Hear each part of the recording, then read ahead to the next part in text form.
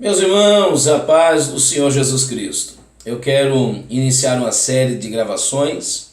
Na verdade, são pequenos vídeos fundamentados no mesmo texto, referendado no Evangelho de Mateus, capítulo de número 7, versículos de número 24 a seguir, que é o epílogo do Sermão da Montanha.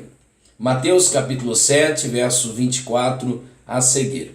Nesses vídeos eu me aterei a apenas um detalhe por vídeo, a fim de nós não delongarmos. Uma que não há tempo hábil para isso e outra que em mim não deve haver nenhuma espécie de presunção de esgotar o assunto. A palavra de Deus, ela é uma fonte inesgotável. Então a primeira ideia que eu quero trazer sobre essa série de vídeos, que eu achei por bem de nomenclaturar a casa sobre a rocha, edificando a casa sobre a rocha, a primeira ideia não é propriamente dito da pregação, mas é do pregador. Porque mais importante do que aquilo que é falado é aquele que está falando. Muitas vezes, não todas, mas muitas vezes, na grande maioria das vezes, aquilo que é falado toma maior grau de importância por causa daquele que está falando. E quem está falando aqui nada menos é que o próprio Jesus. Então Jesus, ele preocupou-se muito consigo mesmo, a ponto de que o texto mesmo de Mateus vai dizer que eles maravilharam-se, não apenas pela doutrina, mas também pelo doutrinador, porque este ministrava, lecionava, esse pregava, enfatizava com autoridade, diferentemente dos demais oradores do tempo da sua época. Então, seria normal de nossas vidas nós ouvirmos alguém como o Senhor Jesus e nós nos admirarmos, ficarmos boquiaberto diante de tamanha sabedoria, diante de tamanho entendimento. Ele fazia uma leitura correta, então nós nos impressionaríamos com a sua fala. Mas aqueles que viveram junto a ele se impressionavam com a sua vida.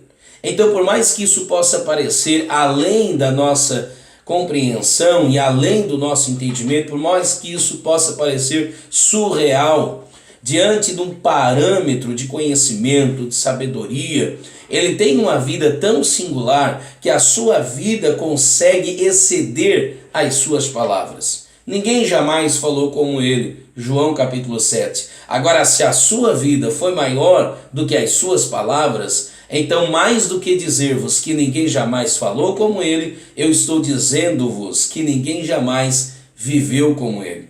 Sua vida realmente foi irretocável. Suas obras foram irreparáveis. Suas palavras foram irresistíveis. Esse é Jesus. Mais do que um grande pregador, mais do que um exímio pregador, mais do que tudo isso, Jesus poderia dizer aquele que ouve e pratica, e poderia dizer com propriedade de causa. E é interessante notar-lhes que eu quero dizer-lhes, falando inicialmente sobre a vida do pregador, propriamente dito, do que a mensagem do pregoeiro, porque Deus tem uma mensagem e Deus tem um mensageiro para esta mensagem. Porque Jesus é um pregador extremamente cativante. Jesus é um pregador contemporâneo. Jesus não pregava para o púlpito, como muitas vezes nós fizemos. Jesus não pregava para o altar, seria melhor dizer. Púlpito é o local onde nós colocamos ali a nossa Bíblia, né? Mas a gente refere-se normalmente ao altar, chama-o de púlpito. Então Jesus não pregava necessariamente para quem estava na sua retaguarda. Jesus pregava necessariamente para quem estava à sua vanguarda. Alguns de nós, talvez no afã de impressionar, que Deus nos livre desse sentimento, talvez no afã de entrar na rota da popularidade, do impressionismo, alguns de nós pregamos para quem está na nossa retaguarda. Alguns de nós pregamos para a parte de cima. Alguns de nós pregamos para a elite. Só que Jesus pregava para aqueles que estavam na parte de baixo, para a nave da igreja. Jesus, ele conseguia ser completo sem ser complexo. Jesus fazia-se entendido pelos seus ouvintes. Eu creio que esta é a maior obrigação e o maior êxito de um pregador. Pregar de um modo que aqueles que o ouvem possam compreendê-lo. Esse era o Senhor Jesus. Então ele era um pregador contemporaneizado. Quando ele falou sobre firmar a casa, sobre a rocha, sobre aquele que a edifica, ele estava falando exatamente de algo que os seus ouvintes sabiam muito bem. Ele estava falando de uma realidade do seu tempo. Nesse tempo, sobretudo estudando a geografia, você compreenderá que no verão, por causa da sequidão, normalmente na Palestina, ficava aquela terra aparentemente, visivelmente, boa para a construção. Porque imagina, né? Ficava plano, era um vale, era plano.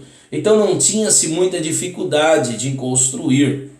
Então as pessoas, de uma maneira descuidada, algumas pessoas iam lá e faziam sua casa. Quem sabe ornamentavam sua casa, edificavam sua casa, o sonho da casa própria, num solo como esse.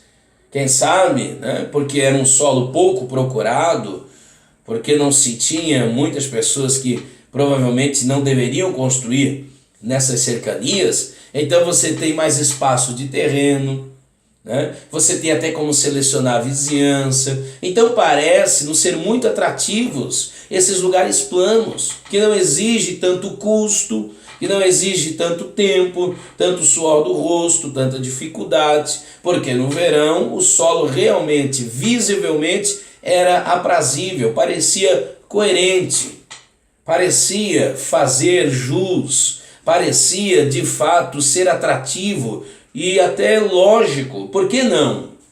Mas isso quando avaliava-se somente o verão, a sequidão.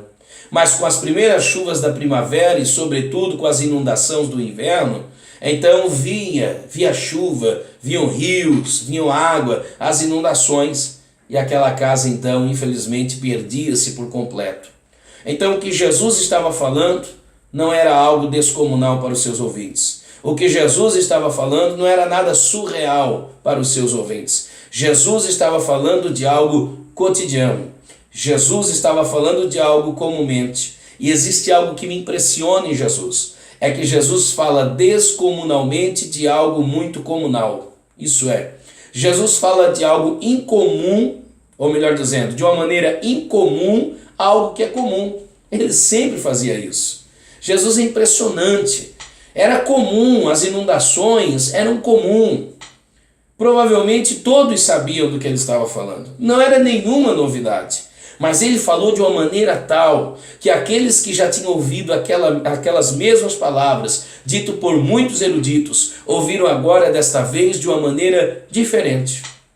A mesma coisa, a mesma versão, apresentado de um modo diferente. Somente um pregador diferenciado, como esse tal de Jesus a quem eu amo e reverencio. Somente Jesus é capaz de fazer isso. Que Deus nos ajude, que Deus nos abençoe. Que Deus possa nos instruir, a fim de que estejamos atentos, sintonizados às questões do nosso tempo. Que possamos ser um pregador contemporaneizado, mais preocupado com quem ouve do que propriamente dito do que com aquele que fala. Na verdade, quem fala deve preocupar-se com quem ouve. Se aquilo que eu falo não atingir quem me ouve, eu estou falando sozinho. Não faz sentido algum a minha fala.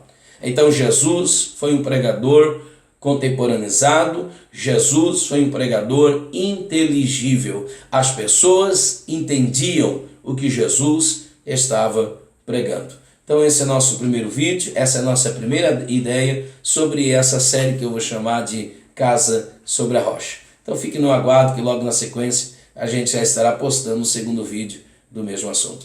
Que Deus te abençoe, que Deus te agracie, que Deus te ajude. Que a tua mensagem tenha êxito, que as pessoas possam ser tocadas, que as pessoas possam ser alcançadas por intermédio da sua vida. Essa é a nossa oração, essa é a nossa fala, esse é nosso pão diário, no nome de Jesus. Amém.